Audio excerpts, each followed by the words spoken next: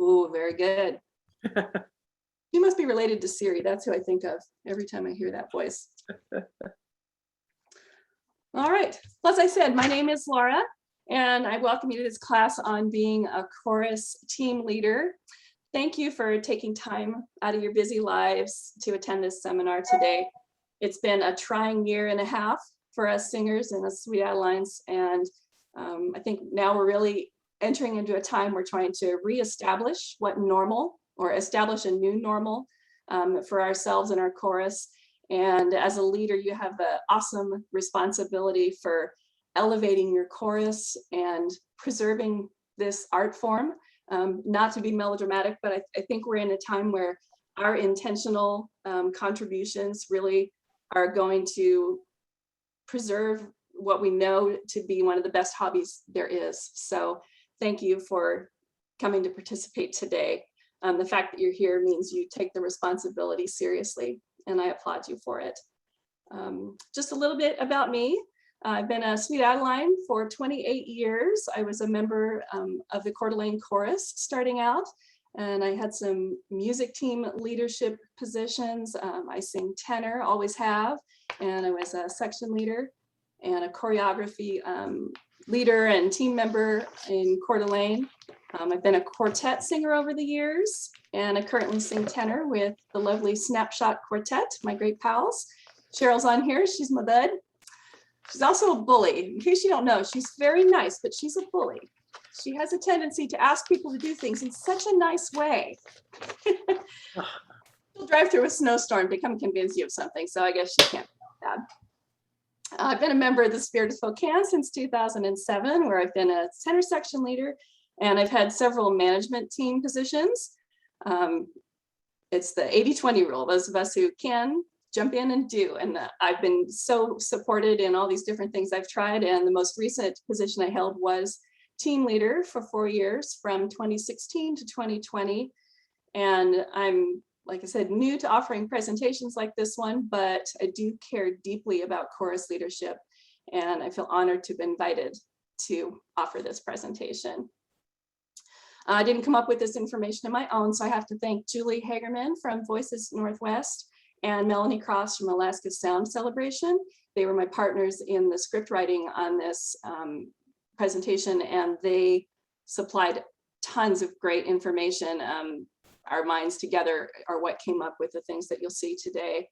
And of course, we want to thank Carly, our Zoom host, and the regional management team education area for putting this together and making it possible for us all to be here today. For a little bit of clarity, I'll be referring to the team leader and to the management team throughout this presentation, but team leader is interchangeable for team coordinator or for president, depending on how your chorus is organized. Management team would be board of directors, perhaps, for your group. So just know that those are all interchangeable. And so with that, we'll see if I can get a handle on my tech here. And we'll get a little slide up on the screen.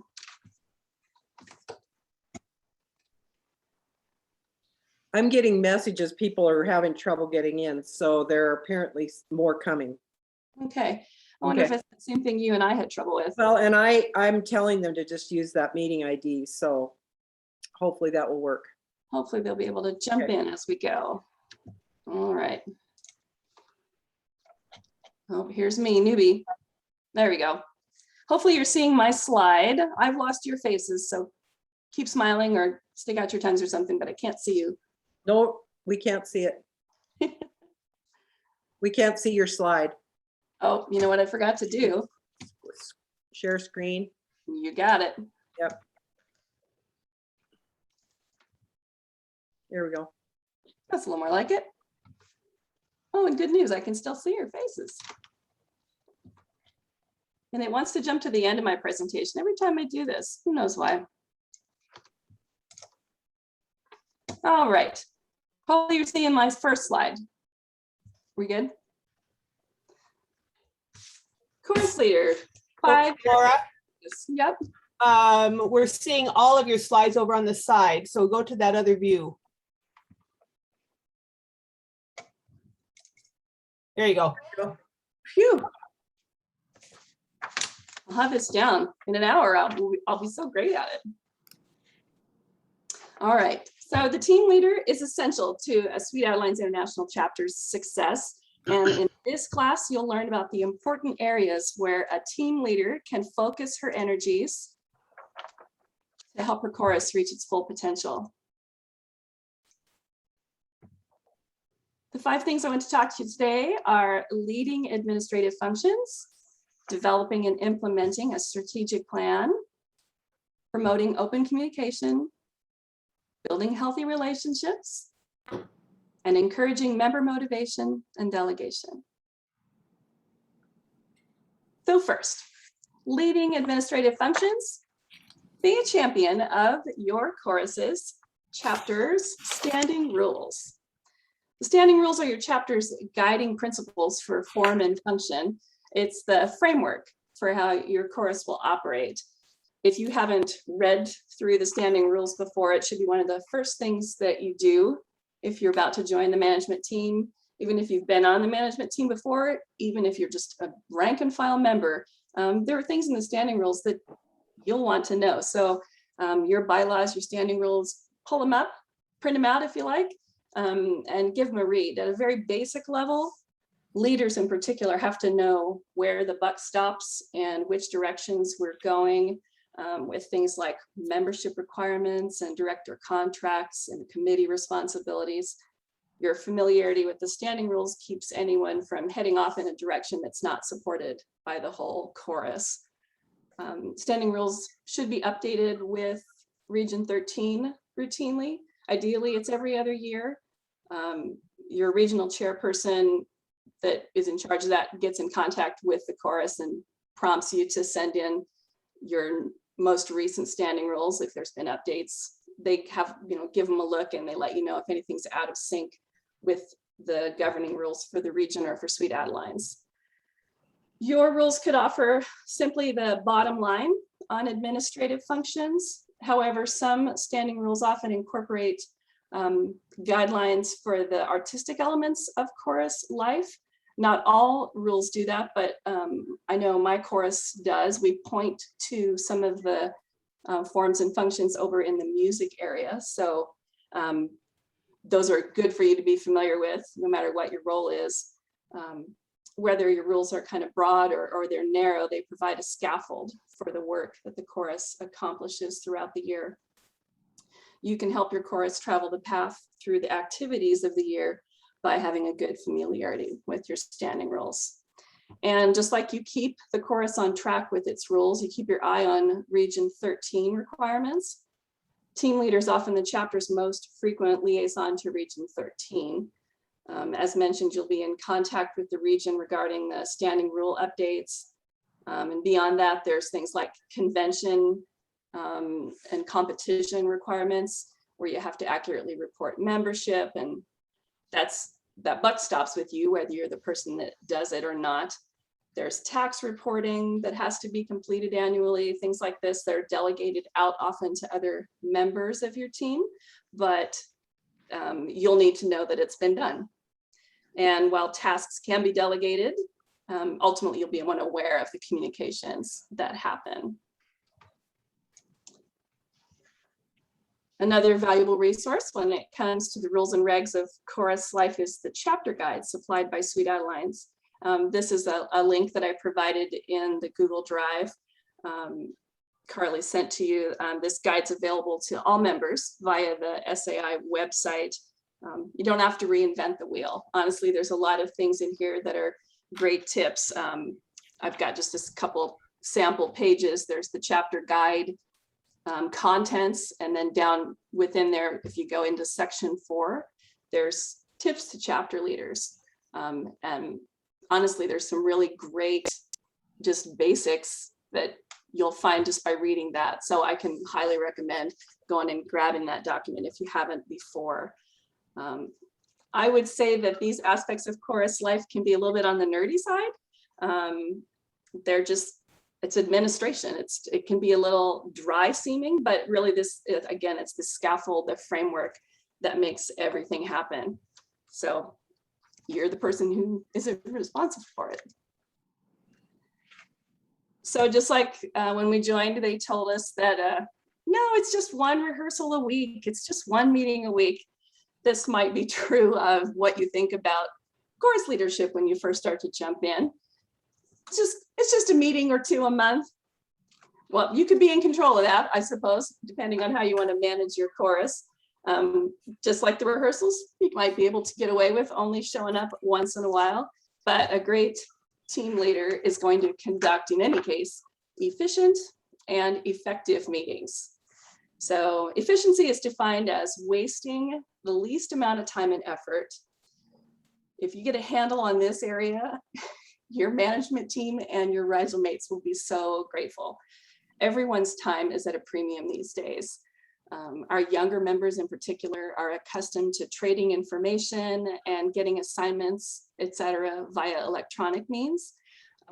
That's an aspect of efficiency I think it's worth learning more about. If it's not your comfort zone, I'd recommend that you commit to learning more about these kind of electronic communications, doing things like this where you just sort of jump in and try to swim. It's okay if you don't have this skill set going in. Obviously, we all don't. But what isn't okay is just sort of staying stuck and staying deliberately old school and avoiding adapting to the modern modes of communication and accomplishment. It was a trial by fire for a lot of us with things like Zoom. And I would say it sort of revolutionized what we've been able to do in this management area, to be able to have meetings without turning up physically in person, especially for some of us whose choruses draw from large, widespread geographical areas. It's really been a boon. So good on you. I'll bet you've already been engaging in that. We've all been in a meeting, whether it's for work or for a volunteer capacity that we know could have been an email. Don't hesitate to just be the person who just breaks it down, types it up, sends it out. You'll be doing your whole team a huge favor if you're efficient with how business must be done.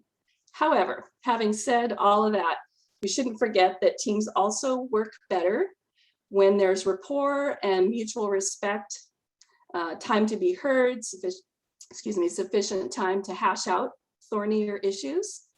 Your role as team leader is to walk the line between giving lots of open-ended time and space to air things out and kind of being minimalist and efficient and moving things along quickly. You have to keep an eye on the clock and keep an eye and an ear on people's hearts. You hear the phrase, read the room, and I think a team leader is at her best when she's really paying attention to those two aspects. Great leaders can do it, and they know how to speed things along and when to give plenty of space for weightier or heartfelt issues. So you just might make a note to yourself, is this something that I already know how to do, or is this something I want to just incorporate into my growth? Besides efficiency, meetings should also achieve effectiveness. An effective meeting is a meeting that produces something. So it could produce action items, task assignments. It could produce satisfaction over having achieved success with past agenda items, or it could simply produce understanding on behalf of participants regarding what's being accomplished. When you keep in mind how valuable everyone's time is, you'll place priority on making sure meetings are both effective and produce something of value. This is true for your management team meetings and for general chorus-wide meetings, like at a weekly rehearsal. You'll be beloved by many if you can successfully strike the balance between efficient and effective, meaningful meetings.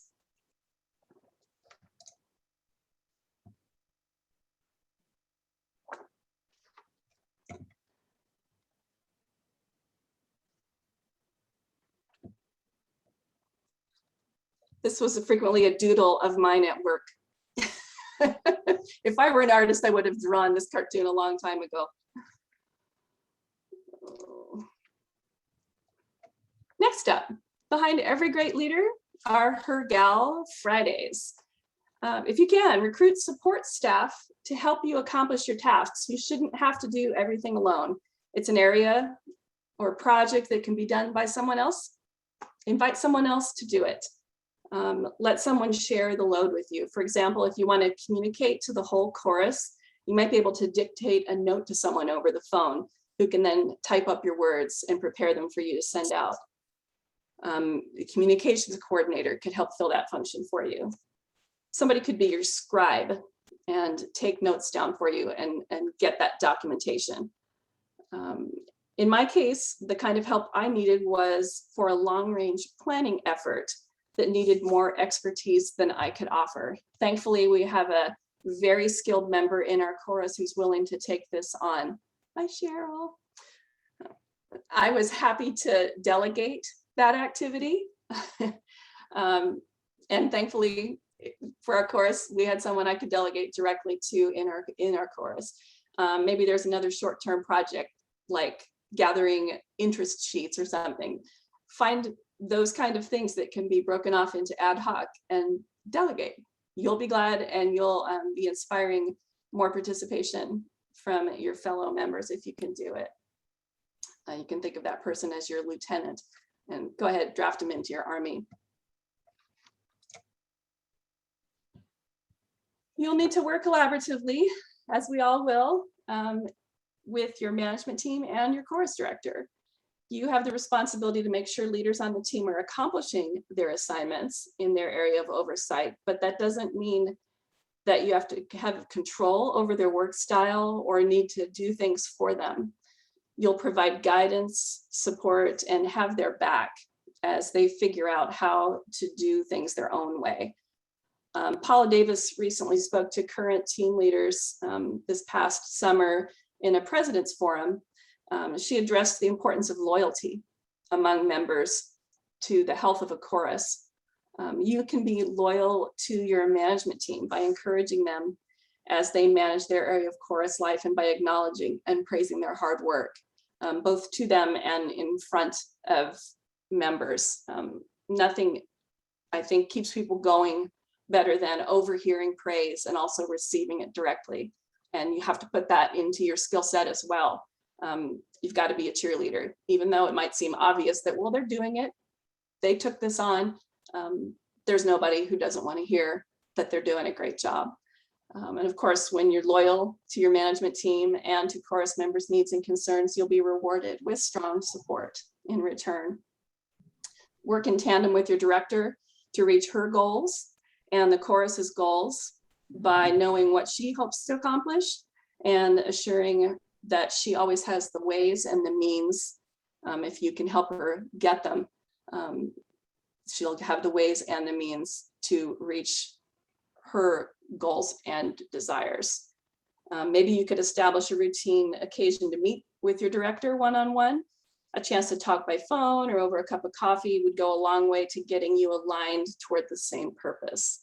You need to be each other's ally so that the art can flourish and the lights can stay on. I think of that as sort of the two aspects. The music director often is just managing the art and you're managing that scaffolding again. But if you're aligned, those two areas can work much better together.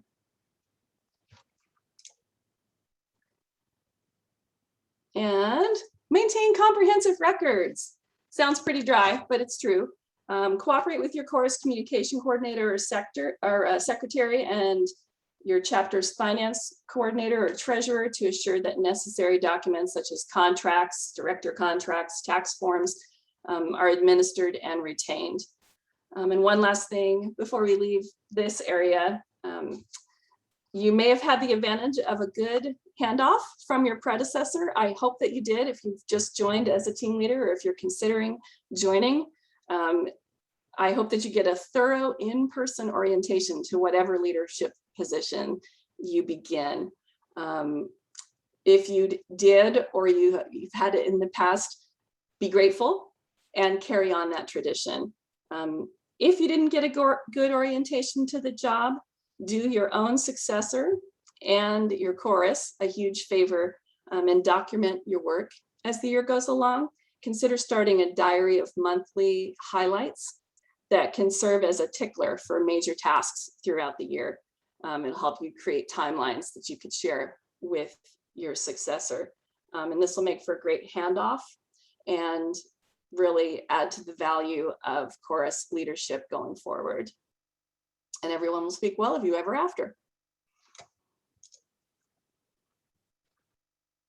Here's my cute little nerd girl to remind us of these important parts of leading administrative functions. Be knowledgeable about your chapter standing rules. Conduct those efficient and effective productive meetings. Recruit assistants who can help you with your task. Get those lieutenants on board. Work collaboratively. Be loyal to your management team and the director, and maintain comprehensive records. Be ready to share your information for a good handoff. Next, moving on to, this is an area that's really close to my heart. I alluded earlier to my time as team leader. We embarked upon, and thankfully we're able to move on with the next team leader through some very important strategic planning. So I'm going to attempt in a few minutes to tell you what I learned and what I've gathered from others about this. Strategic planning is really creating a map for your chapter's journey to excellence. In the last area, we talked about your standing rules forming the framework or the scaffold of your chorus life. That's the day-to-day nerdy stuff. Now we'll talk about how a chorus approaches its future. Any successful endeavor undertaken by a group, even arts organizations like ours, can only accomplish purpose if there are strategic plans in place. So we need to understand what makes it possible to set goals and head toward them. Mission statements define an organization's purpose and its primary objectives. They're set in the present tense and explain why you exist, both to members of your chorus and to people outside it. Mission statements tend to be short, clear, and powerful.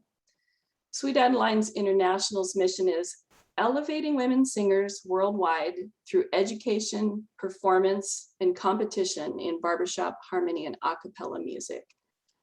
Many regions and choruses have their own mission statements. They're often closely related to the SAI mission. Vision statements also define your chorus's purpose, but they focus on its goals and its aspirations. These statements are designed to be uplifting and inspiring. They paint a picture of what you want to be in the future.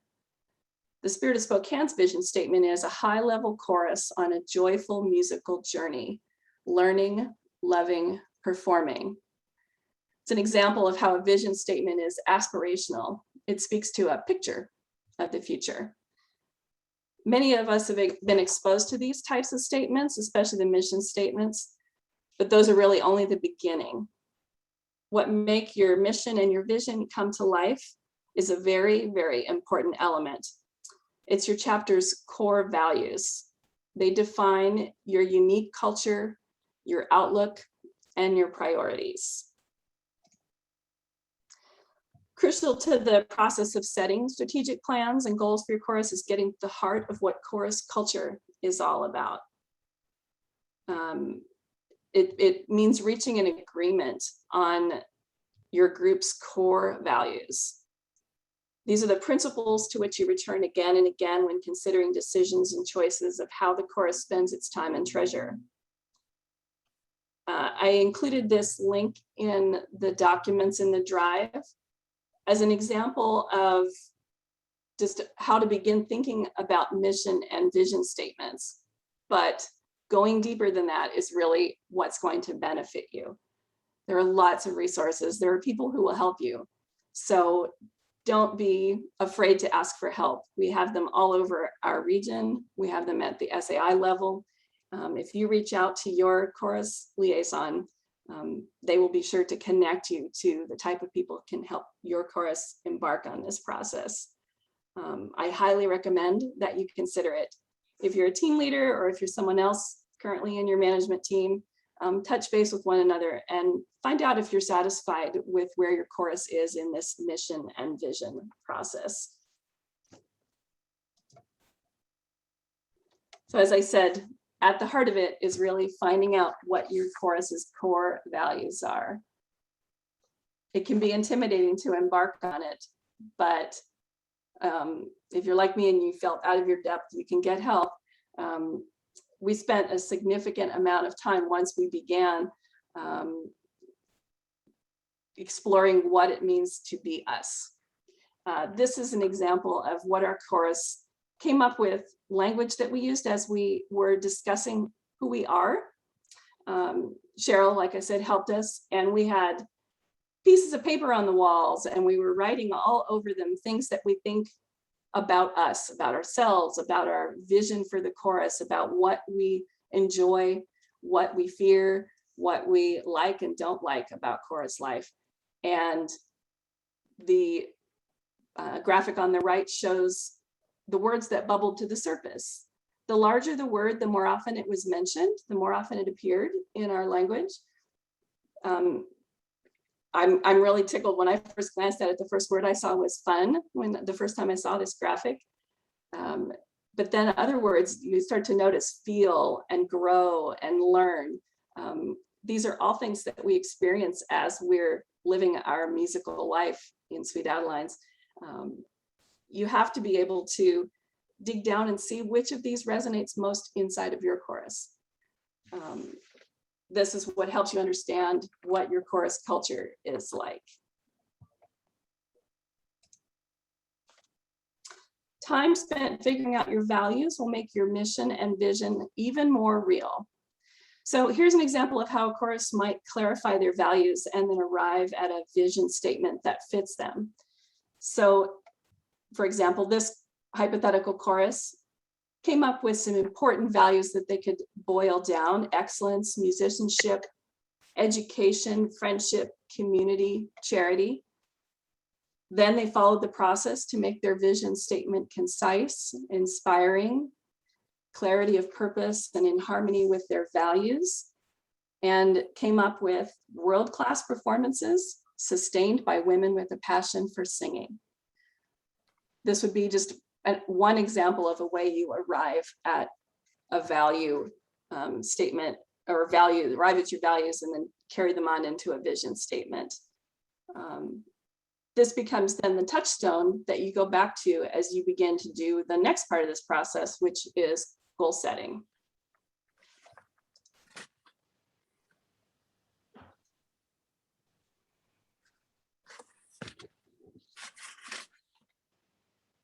Some days this would be a great mission statement.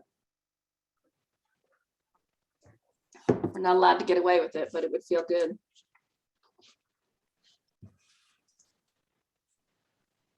So with your values clarified and the vision enumerated, goals can be drafted.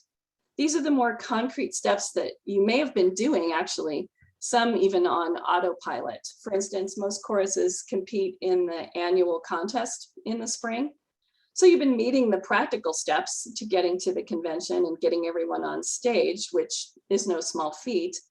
But with the vision and values described, your reasons for getting ready for convention and competition might change. The preparation might take on a different focus or a different attitude or a different pace.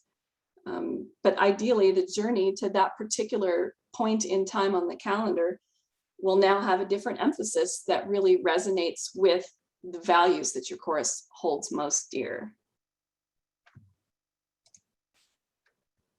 It's a good idea to have a group of people who are the keepers of the plan. They will be the ones to work with the various constituencies within the chorus, such as the director and our music leaders, or specific administrative groups and the membership at large. The long-range planning team will be on hand as goals are formulated, and then monitor progress. The team or committee could be as small as 3 to 5 people, but it should have representatives from the management team and from the music team, and perhaps from the chorus at large. This group kind of is the one that keeps their eyes on the ball, shepherds the plan, becomes the godmothers of what the chorus intends to do.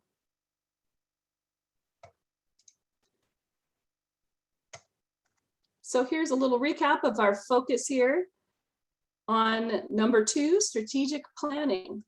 Take the time to figure out your chorus's core values. Get help if you don't know how to begin this process. Create mission and vision statements. You may have a mission, but you may not have a vision enumerated yet. Design goals that will bring you closer to your vision. Coordinate the formation of a long-term planning team. And request progress checks or vision reassessments as needed.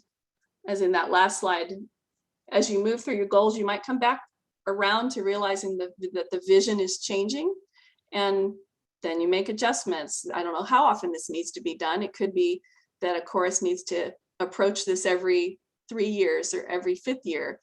Ideally, there's a group that's keeping their eye on it and not letting it just fade into obscurity.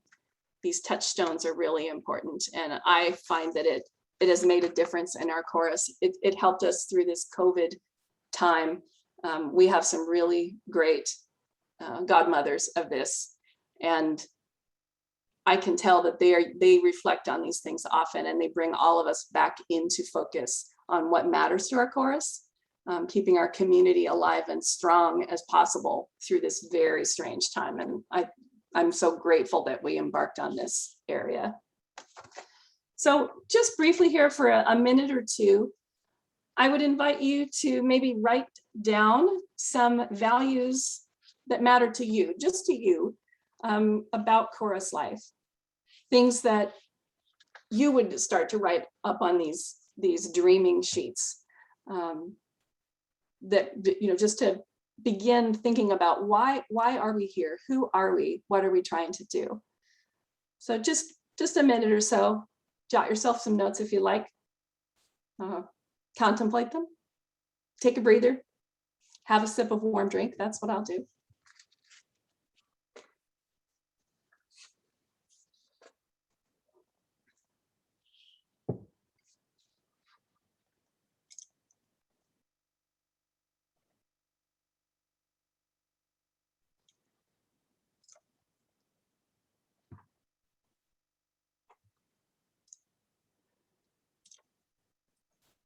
I'm so sad. Whatever this view is, I lose the chat. Kind of a mystery. So if you had anything in the chat, it's disappeared. Tech has overcome me.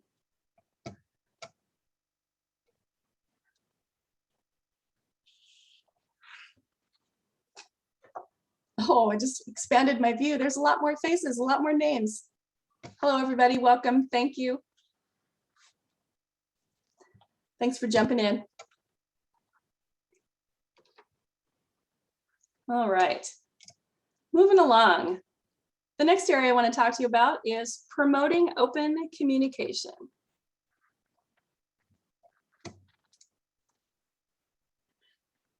So communication is a large part of what you do in the job of team leader. And we've all heard the phrase, but I think it's worth touching on for just a few minutes. Be an active listener. An active listener is somebody who has the ability to focus completely on a speaker, understand their message, comprehend the information, and respond thoughtfully. Unlike passive listening, which is an act of hearing a speaker without retaining their message and just waiting your turn to talk. This is a highly valuable skill. And when you're able to engage and recall specific details from your conversations with people, they know that they're valued and the things that they have to say matter. This touches on the earlier part of our presentation where we talked about allowing space for issues to be aired out and time for people to be heard. It's a truism of the human condition that all people want to be seen and heard. Within your team and with your fellow chorus members, active listening is a skill that will inspire trust. Active listeners use verbal and nonverbal techniques to show their engagement and keep their attention on the speaker. Instead of thinking about and mentally rehearsing what you might say, an active listener carefully considers the words that they hear and commits the information to memory. You can cultivate this skill in yourself, and you can encourage it in others. Practice staying undistracted and focusing on the person speaking. Listen well before replying. it's again kind of a cliche, but even just so much as looking people in the eye and nodding and saying you're indicating that you're open to what they're communicating. It might go without saying, but I'll say it anyway. Confidentiality is part of the team leader assignment. Chorus and team members should feel comfortable bringing their concerns to you. It's a privilege to be the repository of such concerns. Members might feel shy about bringing issues directly to the chorus director out of fear of disappointing her, or it's sort of that teacher relationship. They don't feel comfortable coming to any kind of confrontation with someone who is in that position. You are meant to be the conduit for this kind of communication. You're on the member's side in that regard. Likewise, you're on the director's side. If they have something they just are frustrated with the chorus, they need to be able to come to you and brainstorm through those areas with you, because you're also part of the rank and file. You're a riser member. Sometimes all that someone wants is to air out their problem. They're just venting.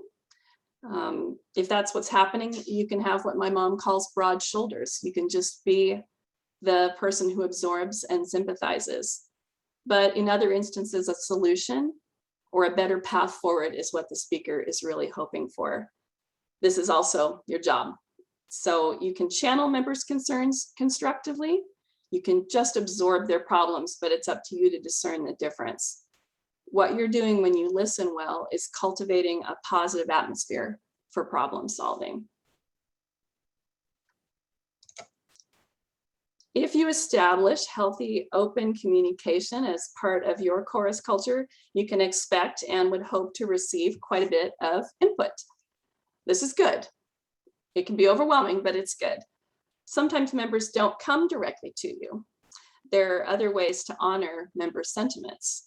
I know of a chorus in our region that has as part of their chorus culture what I think is a very good tradition.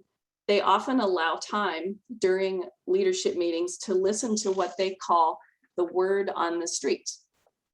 Often chorus members have concerns and there is a rumor mill or quiet rumblings going on about the issue. This could be negative as gossip or even just comments heard by somebody on the leadership team. Rather than ignore it, the leaders bring it to the meeting to see if it's something they can address constructively. It stays confidentially within the leadership meeting unless there is an actionable item to proceed with. I think if this approach is used, pardon me, in a healthy way, it can head problems off at the pass. This has to spring from a really positive chorus culture. It cannot come out of that feeling of, well, this clique are the only ones making decisions. These people are the only ones that get things done.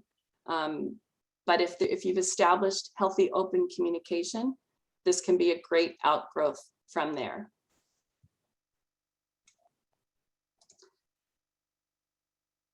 So to recap briefly, our focus in focus number 3, promoting open communication, engage in active listening, work on building trust and keeping confidentiality, and accept and act on feedback.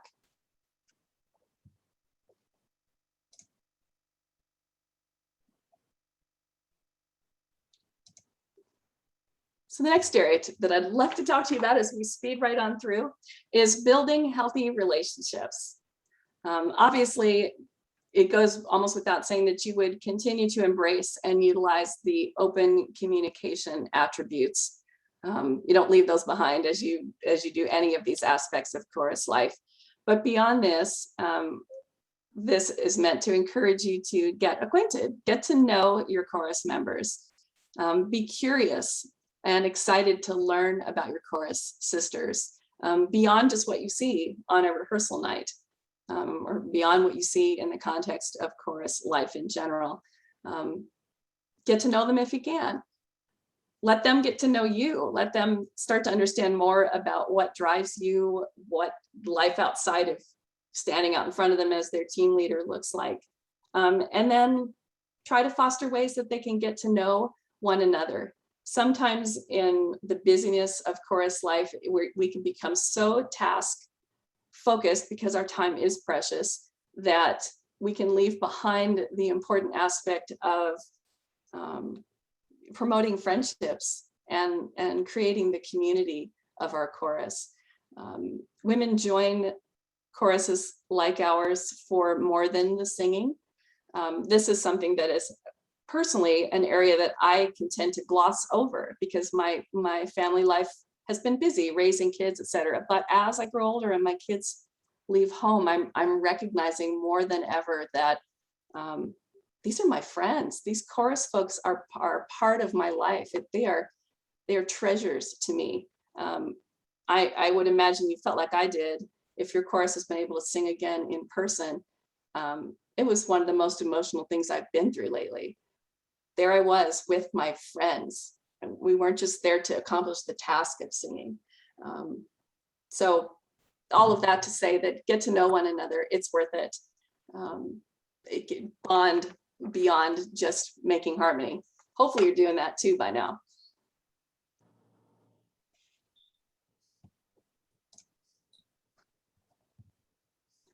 This again falls closely to our ideas about communication, but be trustworthy.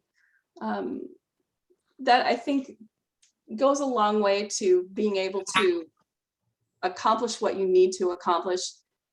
If your word is your bond, etc., if you have integrity, people know that they can come to you with their problems, they can come to you with their exciting ideas, and you will not disregard what they have in mind. It's not just your way or the highway. Do what you say you will do, have integrity, and be trustworthy.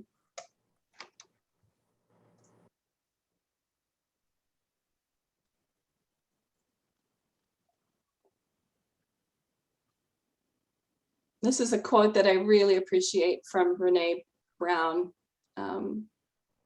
It takes courage to be a team leader, to be out in front and take the heat and take the praise and take the glory and take the sad times and the bad times. But what that really springs from, in my view, is that you're willing to be vulnerable. The reason I suggest that you share some of your vulnerabilities with the people that you lead is that it lets them be more expansive. It shows them that they can be their best selves, but that they don't have to be perfect. What I would want you to do is to consider being flawed, allowing people to see you try to sing a solo, or try to join a quartet for the first time, or take a speaking part, or do something that's been out of your comfort zone. That is a way to convey that it's okay to venture, it's okay to dare, and it's okay to try. So you're basically modeling the example for the members of your chorus. Be vulnerable, let them see it. Everyone, I think, will benefit.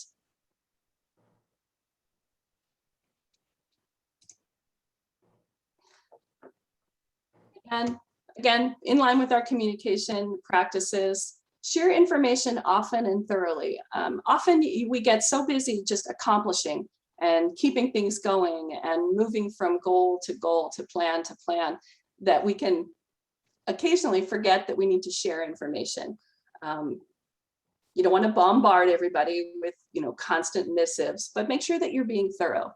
Don't assume that just because you and other leaders were in a meeting that your chorus membership understands where you're going, what you're doing, what the reasons are behind it. So just keep it in your mind. Have I shared this information, or have I just assumed that everybody knows what's happening? And be as thorough as you can without, again, bombarding everyone with all the minute details. I think people appreciate being kept in the loop. This is their chorus. This is important to them. They deserve to know what's going on.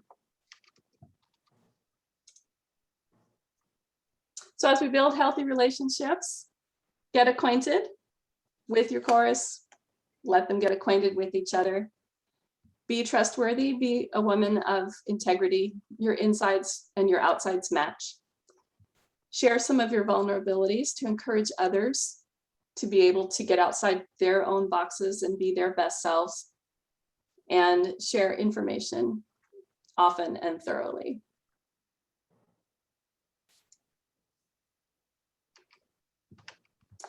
So here's something that resonates every time, I think, in things like presidents' forums, team leader forums. We all want to know, how can I get everybody to participate? I will tell you that I have no magic answers. And I think we're back in the realm of the 80-20, where it feels like 20% of the people doing 80% of the work. But perhaps I can suggest a few things that might help to get this area fired up a little better. All the things that we've talked about that involve communication and building relationships really are part of laying the foundation for making people want to participate.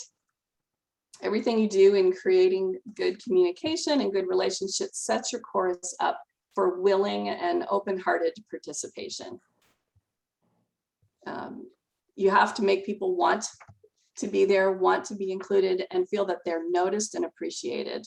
So everything that you've done in getting to know one another, building these open lines of communication are really the foundation that enables you to turn to them and say, now, come be part, come do.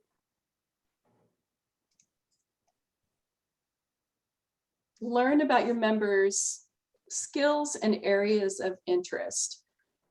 This would go beyond just asking them to check a box, sign up for things, although that is a good thing to do. A lot of choruses will put out interest sheets, host little job fair style evenings where you get a chance to interact with team coordinators about various kinds of assignments.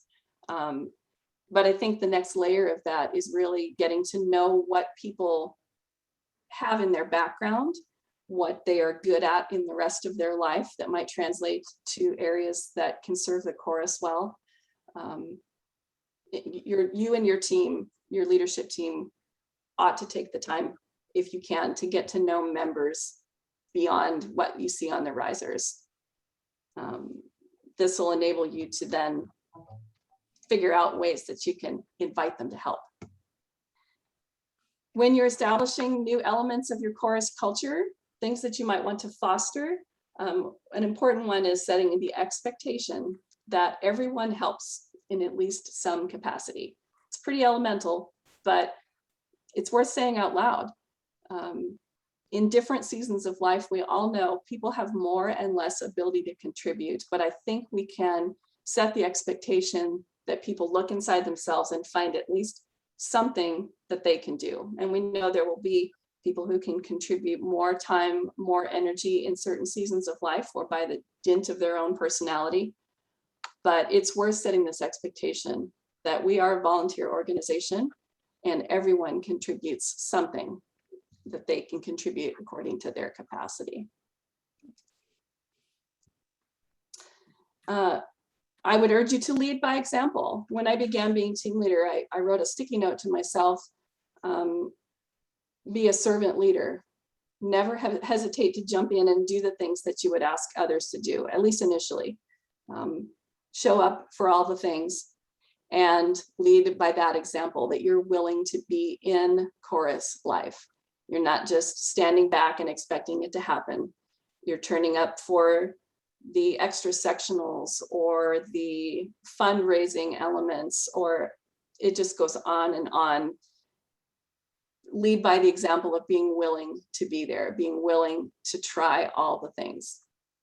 Connect this to your vulnerability. You get a chance to show things that you're good at, things that you're nervous about, but that sets a good example for your chorus.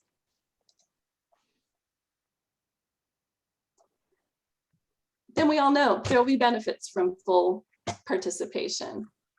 You'll be able to manage the workload better. You'll be inspiring experience and confidence for your members who get to try things. It'll help with succession planning. You're going to be able to spy the next leaders who might be able to step up and take your place. Identify strengths and weaknesses in the chorus itself. Promote true leadership. and give everyone a sense of ownership. The more that they are involved, the more the outcomes for the chorus matter to them.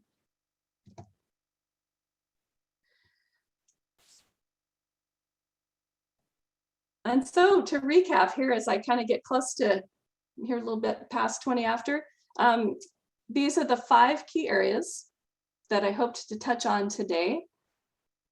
If you choose these for your focus, your chorus will benefit.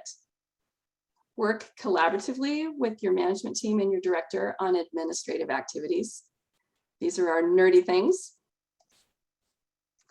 Establish and promote your chorus mission, values, vision, and goals.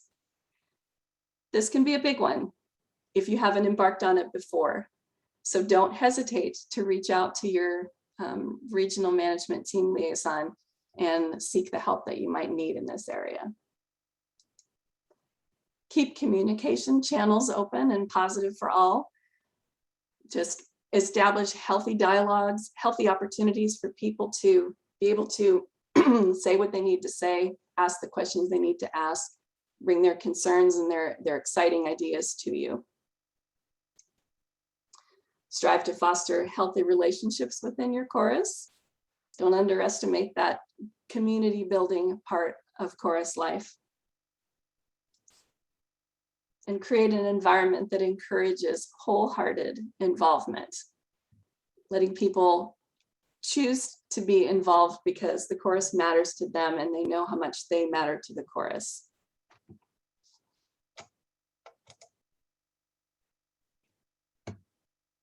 Last but not least, if you can invest your energy in all of these things, or even just 1 or 2 of them, your chorus will benefit.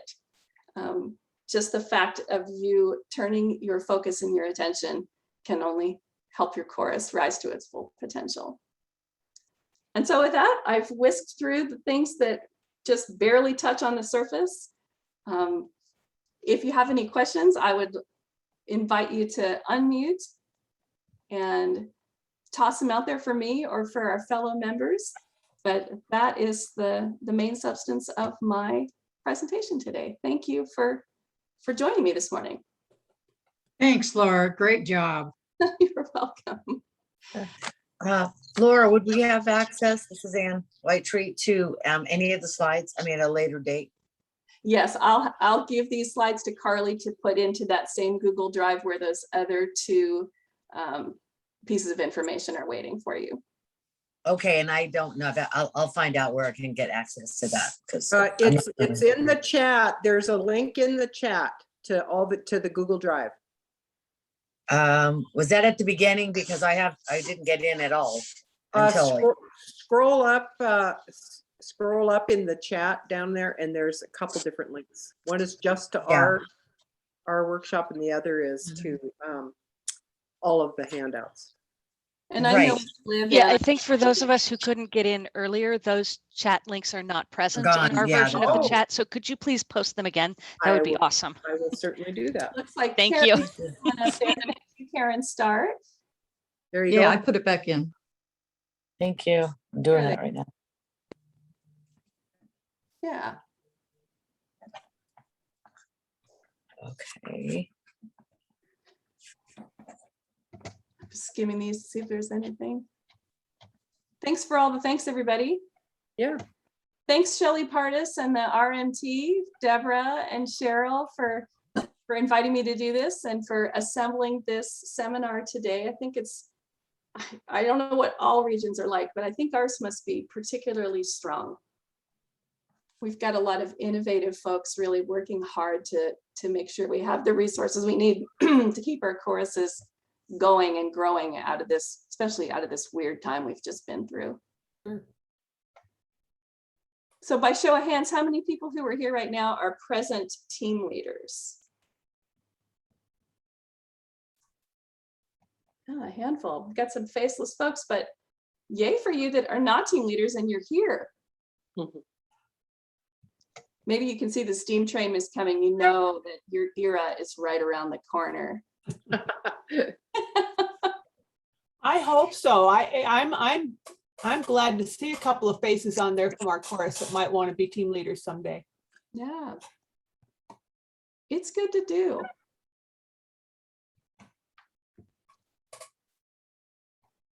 And are you all headed off to the next Yeah. session? Mhm. Go jump in, learn more things. There's lots of spaces on management teams and boards of directors. All Thank right, you. that's all I've got. Go grab yourself a warm drink. See you in the All right. next seminar. Thanks, Laura.